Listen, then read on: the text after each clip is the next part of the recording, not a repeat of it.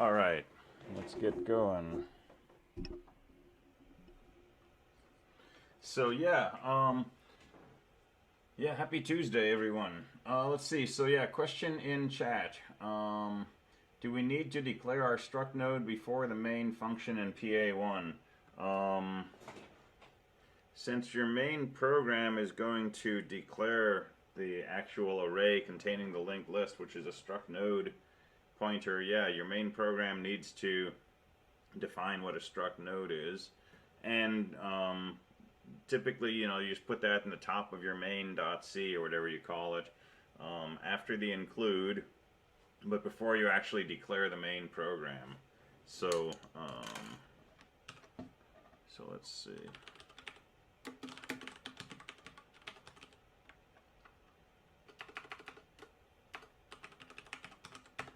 So struct node definition. So let's just suppose this is main.c. Right, so you do your number sign include. You do your comments. And you can declare, if you've got other things going on up there, but somewhere you're going to have, your main program. And it doesn't need any arguments. So inside here,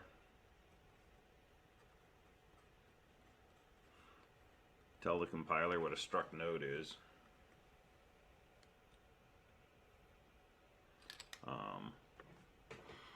And then from that point forward, anything in your main.c that refers to struct node has the definition of it.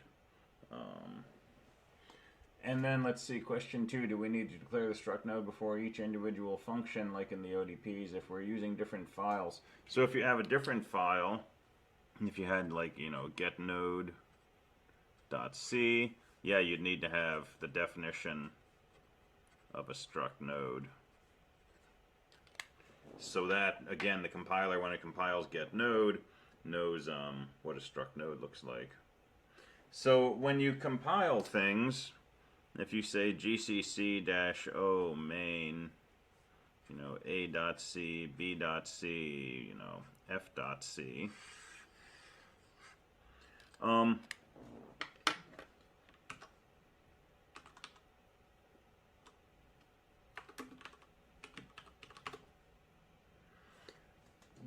the high-level behavior of this is all the stuff gets compiled and glommed together into this executable program called main, right? The way that happens, though, is this gets compiled. It doesn't actually make an object file, but it gets compiled into an object, and this gets compiled into an object, and this gets compiled into an object, and then these objects get glommed together into your executable program. It's not what actually happens, but you can think of it that way, right? So when a.c is being compiled, it knows nothing about b.c or f.c. And same thing with each of these. So if you declare struct node in one of these files, but you don't declare it in another, and you use it in b.c, you'll get a compile error. And if you declare a struct node in a.c and you declare a struct node in b.c, but you change the order of the fields, right, it has no way of knowing that that's inconsistent with what's in a.c. The compilation of these pieces basically happens independently of each other. So you got to constantly, set things up so that the compiler knows what you're doing. But somebody pointed out in chat that they set up an include file, and so this was what I wanted to actually lead off with today, is making a .h file. And I do this with some degree of trepidation because as soon as people start making .h files, there's a lot of ways you can do things that you really shouldn't do with includes. So let me try to give you some guidelines up front. So if you say number sign include curly bracket or angle bracket blah, right? It's mostly looking for a file named /user/include/blah. if you make your own include file, included with single quotes, it's going to look for a file named blah in your current directory. So if you're making your own include file, right, included with quotes instead of angle brackets. If you put in angle brackets, it's looking for a system file with that name, which is probably not going to find. If you got something in your own directory, just put it inside double quotes and it'll look for it in your current directory. Now, you can have, you know, paths in this name, so it could be, you know, / my include files / blah, but as long as you put it inside double quotes, it'll start that search from your current directory, right, unless you have a slash in the beginning. And typically, meaning always, when we include stuff, we have an extension of .h. It's not actually required. You could call it just blah, but it would look funny and people would look at you strange. So we use an extension of .h, just like we use .c for C programs and txt for text files and so on. So what is this good for? It is good for the following. If you're doing a define statement, you can put that in a .h file. For example, we're defining a symbol called myNull in PA1 that's going to be equal to 0, and we have to do that everywhere that we want to interact with the next field. So that's going to be in probably multiple files if your program is split into files. We could put a statement in a .h file that says define myNull 0.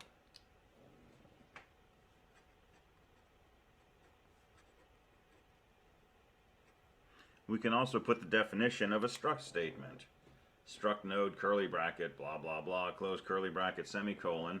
We don't want to type that every time that we make a .c file. We can put that in a .h file. You can put pretty much anything in a .h file that you want. And the deal is, when you say # include blah.h, the contents of that file is pulled into your program effectively at that point. So it's a shorthand. It's saying, I want to include a bunch of statements here, but I'm not going to type them in my program. I've typed them into a file. Please read the contents of that file and pretend I typed it in right here.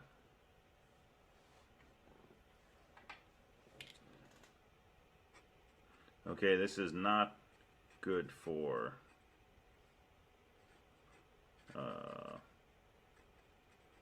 let me just say code. Don't put for loops, don't put definitions of functions, don't put print statements, things like that in your .h file. Okay? It's really meant when you have a set of code that you want to include in multiple places. What you absolutely, positively do not want to do is, say, for example, take all of your get node, add, delete, all that kind of stuff and put it in a .h file and include it in your main.c. Right? That's not the purpose of a .h file. It's not meant to take chunks of code, functions, things like that, and include it in another file. We include those things by linking them together when we do our GCC. It's really meant for just a few things that you want to type in multiple files, but don't want to actually have to type each time, and so you put them in a single include file. Let's see, so we would include blah.h then in the function.c files of our individual functions? Yes, exactly. Oh yeah, this is the other thing that's really good for this is function prototypes.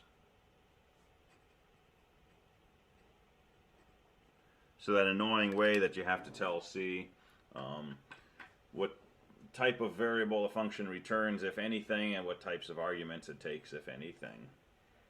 And every time that you want to call your add function, you've got to tell it it takes a struct node star and an integer, and it returns an integer, right? So you can put that into your include file and just include that in the top of each of your pieces.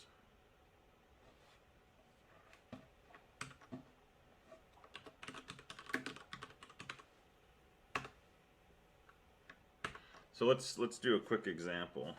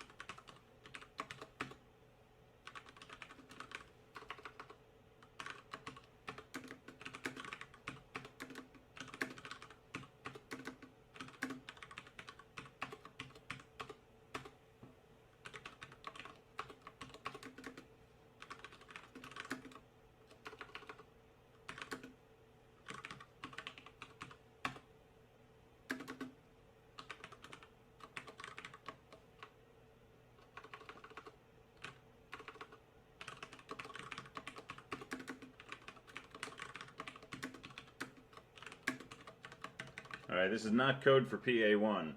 This is totally bogus code. It's a different print function, it's a different init function, right?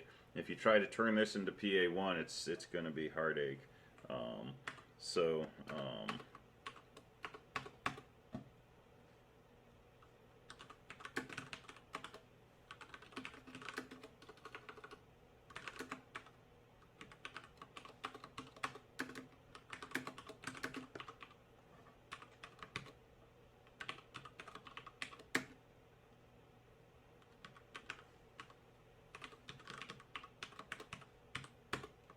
alright, so I have a silly init function.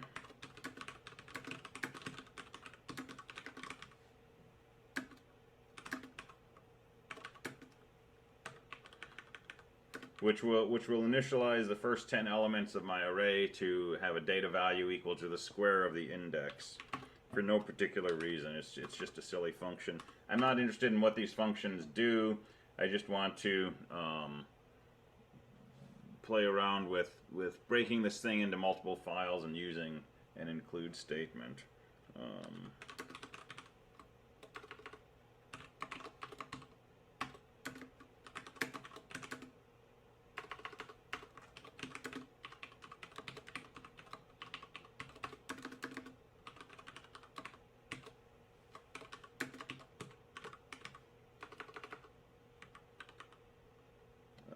Let's see.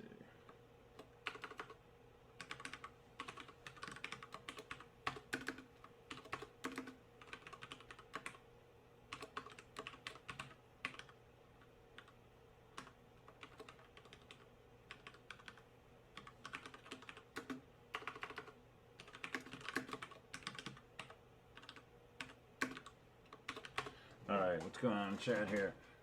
Include this. Your comment is declared wrong. Good. It's early. He'll catch him. Sure. Needs more coffee. Yeah. Cool.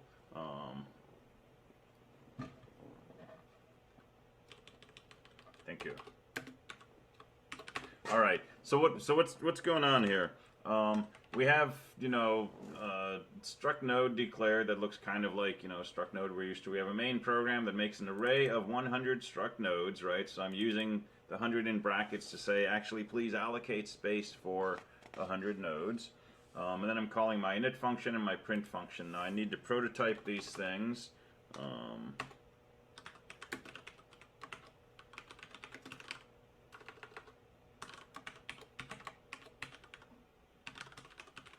Right, so that the compiler knows what these are. So that's defining the blueprint for these functions. So I call init and I call print. My init function will take an argument. I'm calling it arg here just to be different, and I basically go through the first 10 elements and I set the data field equal to the square of the index. And then the print function again goes through the first 10 elements and just prints out the data value. Let's see.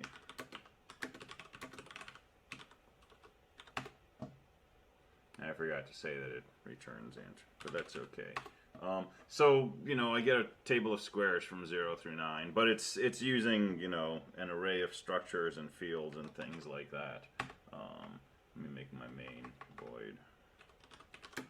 Okay, so this is if we wrote everything in one big file, right? But But it's nicer sometimes to, yeah, right, it's Tuesday, ignore Morning Tuesday. It's nicer to split this into pieces, right? So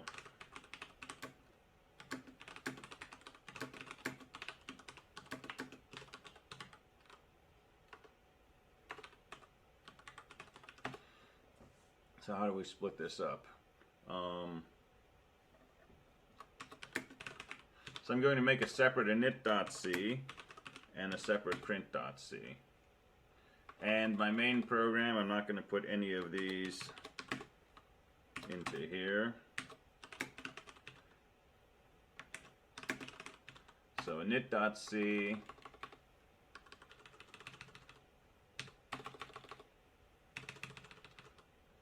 is going to look like that. And then print.c is going to look like this.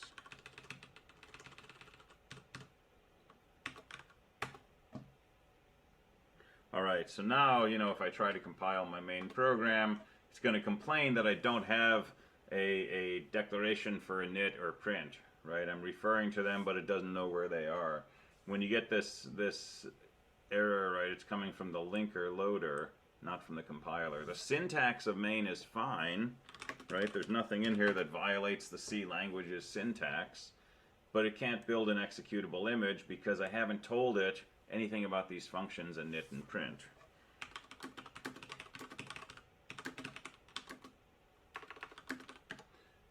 Right, so I can put those on the command line, and that will build everything up, and I have my executable program again. All right. The issue now is that you know, I've got this declaration of a struct node sitting in multiple places, and I have function prototypes declared. I'm only using them in main, but I could use them somewhere else, right? And if I needed to change my structure definition, I would have to change it in every file. I have to make sure I don't have any typos in every file, and it gets to be a little inconvenient. So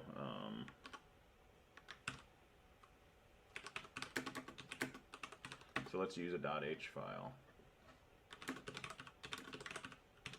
So here's what I'm going to do. I'm going to make a file which defines a structure and makes my function prototypes.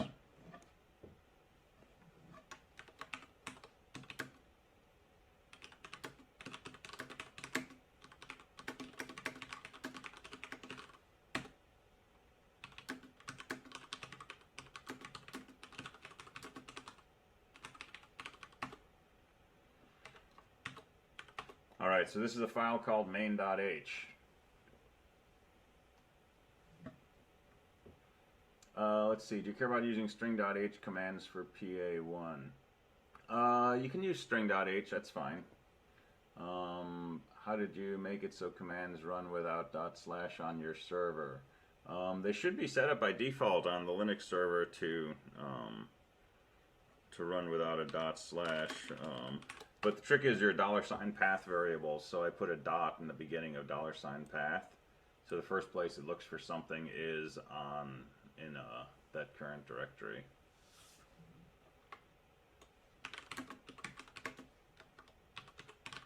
And you can set that up in your bash RC, and I just hardwired it because I knew what I wanted my path to be. But you can also, you know, use a variable substitution, set your path equal to a period followed by a colon followed by the current value of path. But search first to make sure it's not already set up. It's a bashy thing. Alright, so here's our include file. Now the deal is, in for example main.c, instead of typing all of this stuff, I can just say include quote main.h. And it's a much nicer looking program, right? Because when I'm looking at my main program, I don't care what a struct node is. All I know is I need an array of them. But I don't care what its fields are, I don't care what the type of variables of those fields are, and so on and so forth.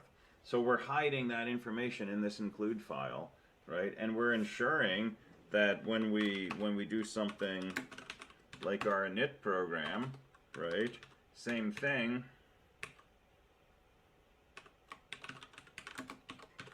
We're just going to include main.h.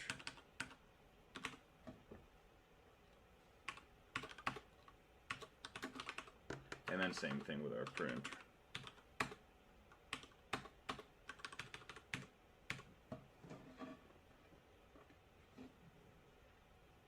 And you could actually put your include standard io.h inside main.h also.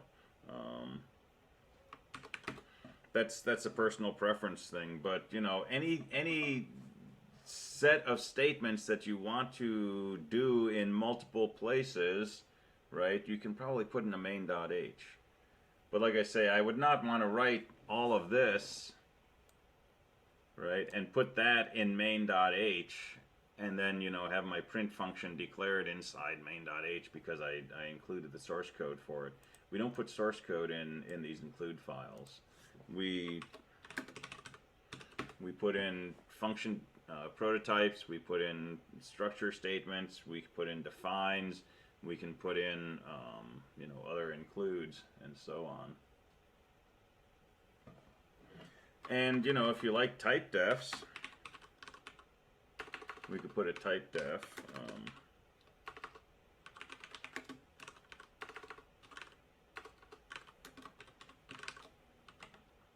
And I could even make my node a, well, I'm not going to do that. So I can do a struct node, I can call it a my node. And now in my main program, I can say my node, data bracket 100. I don't even have to know that it's a struct node. All right, I can just call it a my node and we're all good to go.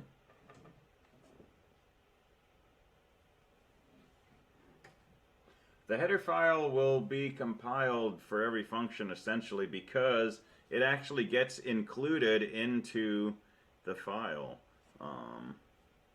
So let me look at our init function. So I don't need standard IO for init. It doesn't do any IO, so I don't need that there. It still compiles and runs just fine. But here's what happens. Here's init.c. Before this code is actually compiled, it runs through something called the C preprocessor, which is CPP. And if I do CPP init.c, here's what I get.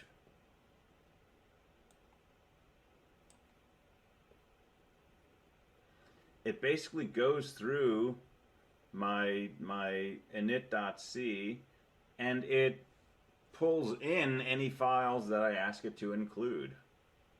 So now my init.c that's going to get passed to the compiler looks like, you know, here's a struct node declaration, here's a type def, here's two function prototypes, and then here's the code I actually wrote. Right? It doesn't change init.c. What it basically does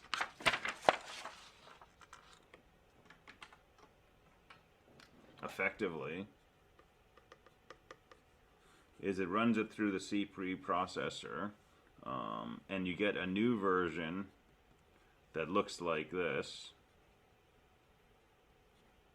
Right? It's got all the stuff from main.h, and then it's got all the stuff from init.c, and then that goes through GCC to make a .o file, and then that goes through the linker and loader along with all these other things.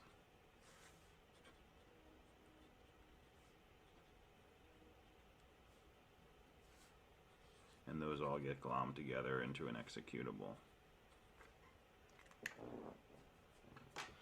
So it can, I mean, it makes your file larger, so it takes longer to compile, but it's stuff that you would put in there anyway, right? I mean, you've got to declare a struct node, you've got to do your function prototypes. It can be a little bloaty because, for example, in my init, I don't need to prototype my init function because I'm defining the init function. I don't need to prototype the print function because I'm not calling the print function in here. So it's possible I'm including stuff that I don't need to, and that could take a little longer to compile and stuff, but in general we don't worry about it. Compile time is so fast compared to everything else.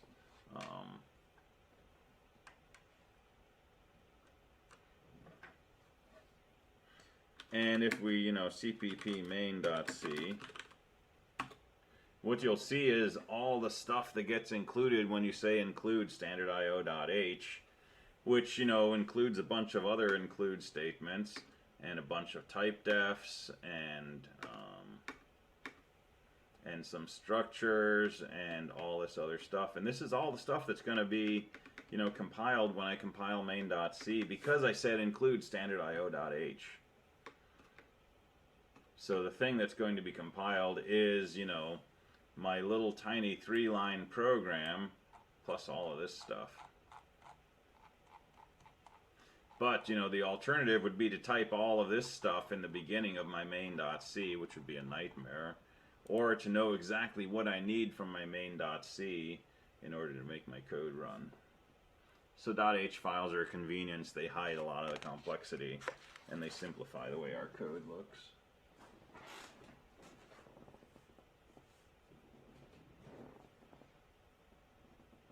Yeah, it's definitely a rabbit hole.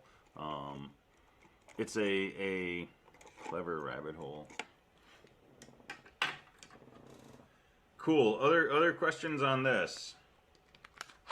If not, we'll go talk about ODPs.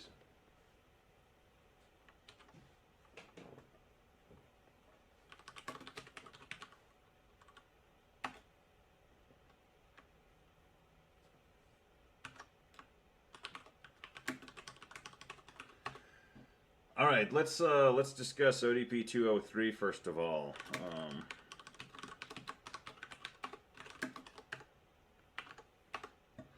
So I took a peek at the submissions as they were being graded. So when you do your assess, you specify the name of the source program, and the source code is uploaded as part of the assessment, and it goes into log files that I can look at. So if someone's having trouble, I can see what they're trying to assess. And on glancing through some of this stuff, mostly last night, I found two main sources of errors that people were running into.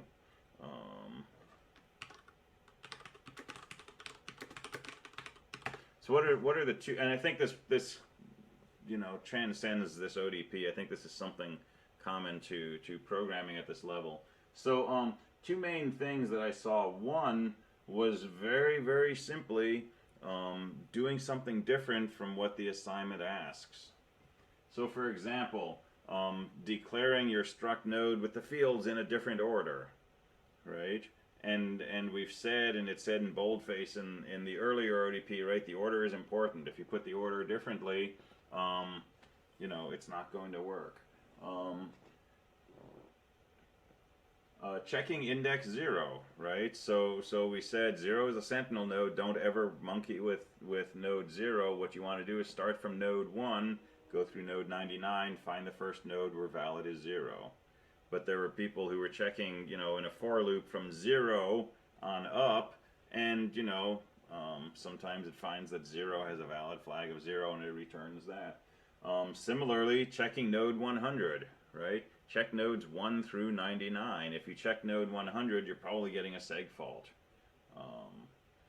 Similarly, you're supposed to return the index of the first available node. Some people returned the data field of the first available node. Some people returned the next field of the first available node.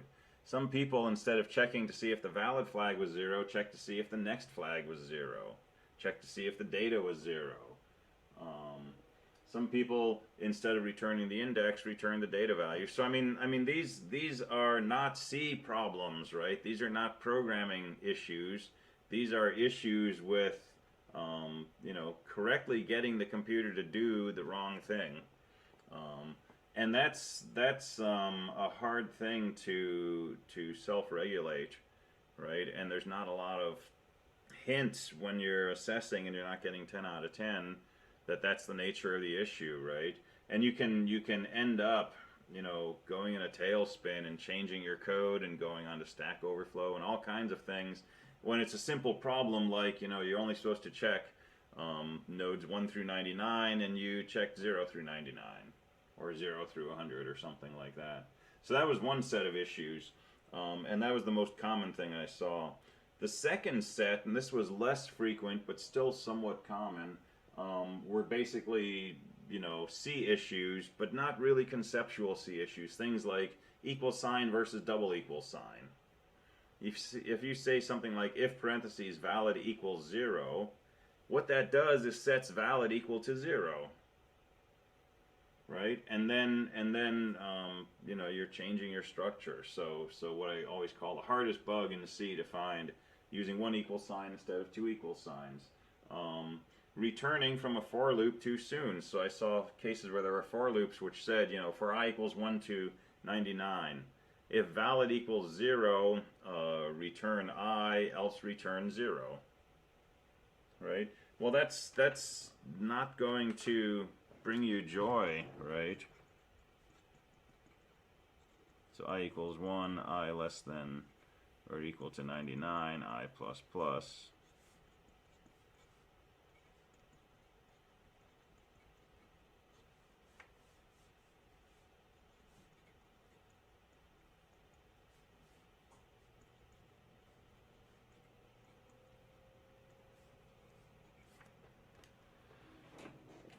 Right, and this is one of these things where indenting will help you, right?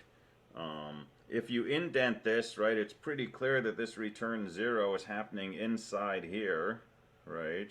But you know, what's this doing? It starts with I equal to 1. If element 1 is valid, it returns 1. Otherwise, it returns 0. It never looks at the other elements, right? You probably want this, you know, outside your for loop.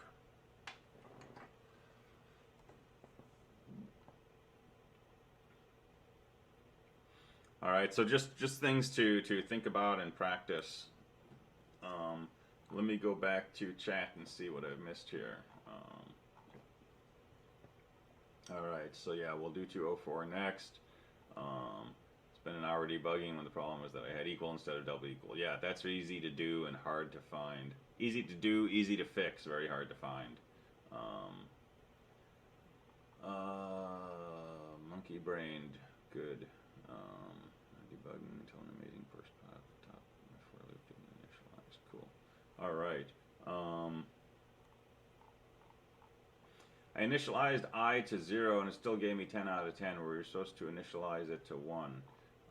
Depending on what I is, maybe.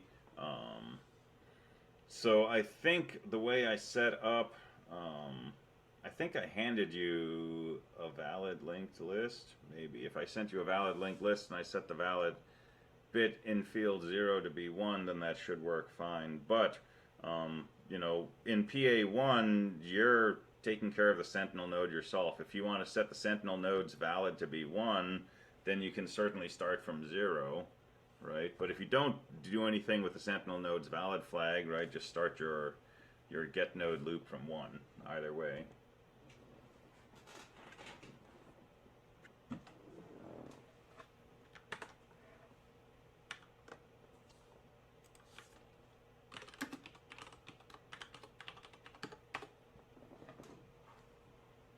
All right, so 204, we're moving deeper into this. We're actually going to start working with the data stored in a linked list. So,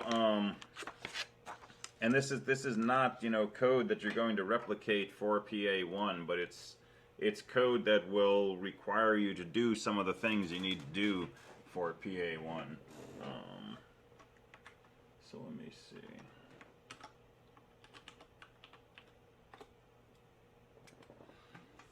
And I should do this really quickly. Hold on 1 second.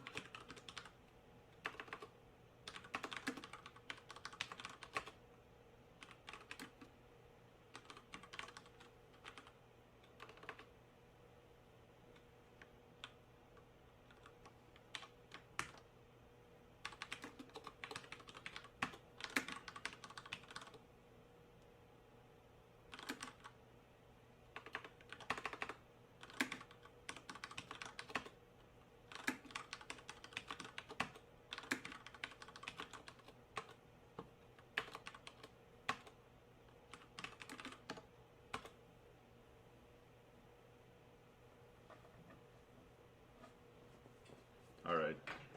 just want to make sure there were some 50 out of 50s on this. So yes, if you set the valid flag to 1 for the sentinel in the init function, then you can loop from I equals to 0. I equals 0. So let's think of our list here. So here's our linked list.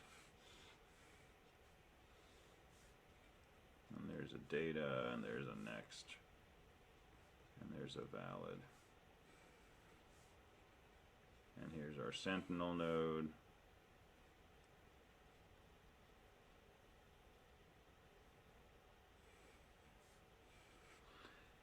And suppose our list looks like this.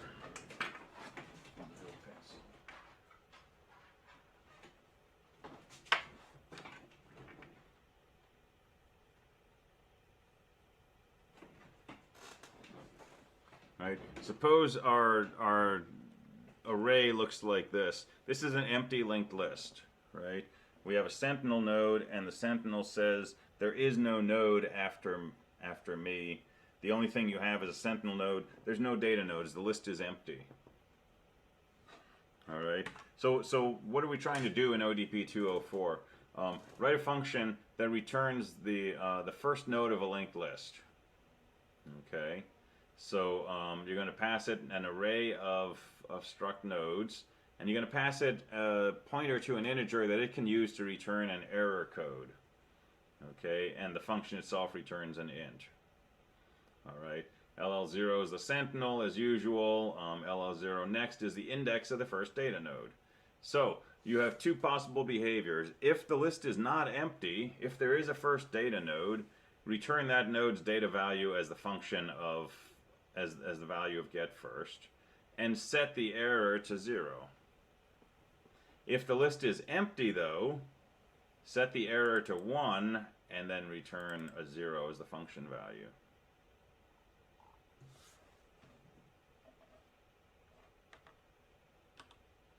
The test bed is not main.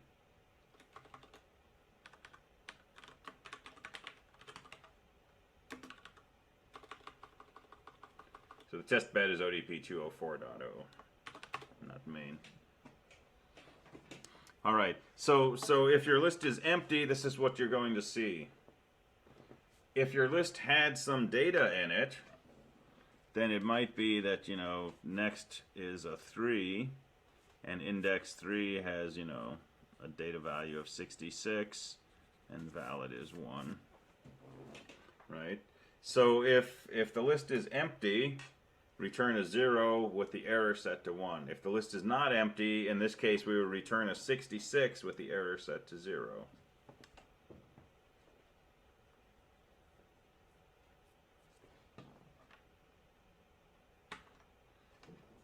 All right, so there's a non-linked list, non-data structure aspect to this, which is dealing with this integer pointer, right? Remember, the only way we have to pass values back from a function is either as the function's return value, right? So you can say x equals get first, and then x will have whatever value you return.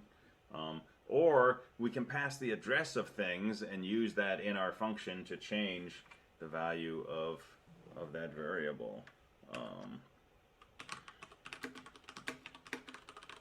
So this is basically the effect of passing arguments by reference. So C is what we call pass by value. Anytime you call a function, the arguments that you specify, it's the value of those arguments that get passed, right? Which is why if I, you know, call a function with an integer I, my function can change the value of I. When I come back from the function, I hasn't changed for me because I passed the value of I, right? So you're returning the data value of the first node, correct? Which it should say, yes, return that node's data value.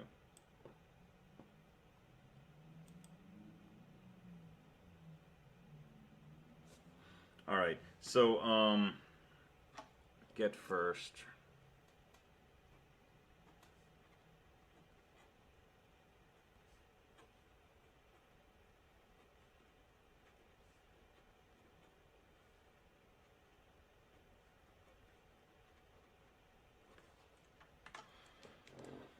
All right, so we got our get first. It takes an array of struct nodes. It has a pointer to an integer. So do your thing. If you find that the list is empty, what do we want to do? We want to set our error to 1 and return a value of 0. Right? If the list is empty, should return a 0 as the function value and set error to 1. Okay, how do we do that? Star error equals 1, return 0. Alright, that's the only thing you need to know about pointers right now. We'll get deeper into them in a few days. But this is a pointer to an integer. To change the value of the thing that's pointed to by that, say star error equals 1. And then return 0 says that if something was set equal to get first, that'll be a 0. Alright, if your list is not empty,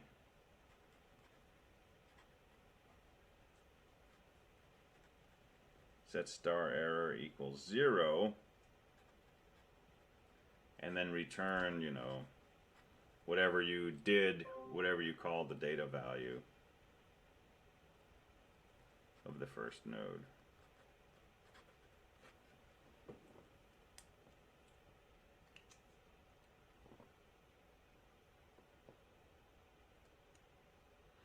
And so how do you do that, right? You check linked list bracket 0 dot next. If it's equal to my null, it's empty. If it's not equal to my null, then this is the index of the first node. So you could do something like this. You could say struct node temp equals, well, let's break it out. Index equals ll bracket 0 dot next. Okay, if index is equal to 0, or my null, right, set error to 1, return a 0. Otherwise, we could do something like this. Struct node first equals ll bracket index. In this case, you know, index will be 3, so my struct node first will be equal to this node. And then first dot data, that's the thing I want to return. That's the data value of the first node.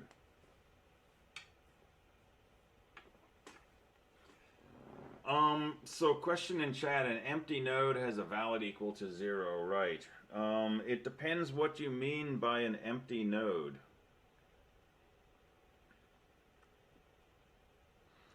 But we're really not going to work with the valid flag, right? The valid flag is managed by get node and release node. But when we're adding, searching, deleting, printing, finding the first node, you do not want to use the valid flag. If you're using the valid flag, you've violated that firewall between, you know, a list as an abstract data type and an implementation detail. We know that there's a node in the list because the next field is not my null. If there's a node after this 66, we'll know because the next field will not be my null. And whatever that next field is, right, if that's a 17, if we look at element 17, if the next field is not my null, then there's a node after that node. Now you're correct, you know, if there's a node that's not in use, its valid field should be 0. But I would say, other than your init, your get node, and your release node, you should never be messing with the valid field. And outside of those functions, you should absolutely never be doing a for loop and going through your array element by element, right? Everything we do with the array from here on out, we want to treat it as a linked list, right? So start with the sentinel and just follow the chain of pointers until you get to a spot where the next field is my null, and then we're at the end of the list.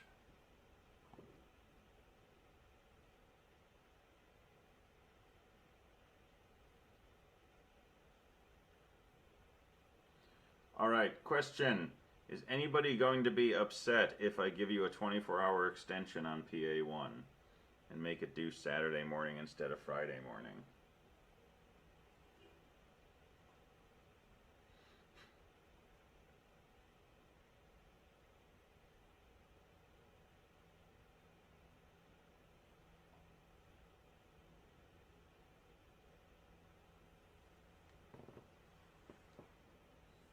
Okay, it would be upsetting if somebody, um, had something else going at the end of the week, and so they stayed up all night last night so they could get this done based on a Friday deadline, and then it got extended.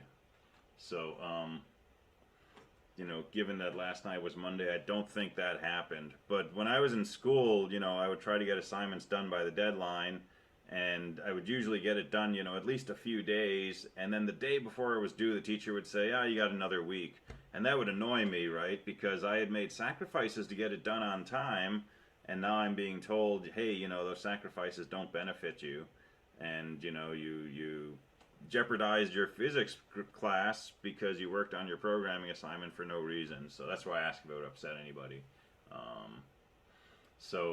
Okay, so I will post that on Canvas, and PA1 will be due Saturday morning at I'll make it Saturday morning or Saturday at noon.